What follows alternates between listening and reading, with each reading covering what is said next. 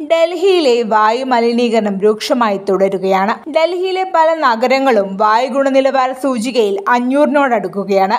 ഈ സാഹചര്യത്തിൽ ആരോഗ്യവാന്മാരെയും രോഗികളെയും ഇത് ഗുരുതരമായി തന്നെ ബാധിക്കും.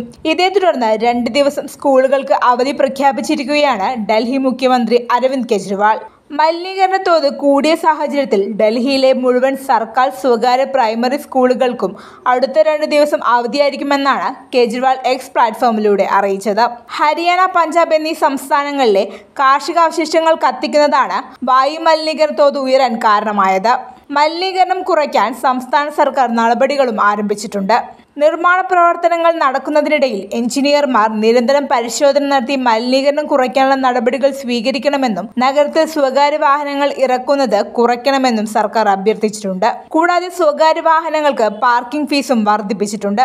ഇലക്ട്രിക് CNG വാഹനങ്ങൾ കൂടുതലായി ഉപയോഗിക്കാനും മെട്രോ സർവീസുകളിൽ യാത്ര ചെയ്യാനും നിർദ്ദേശം നൽകിയിട്ടുണ്ട്. News desk Kalakaumudi.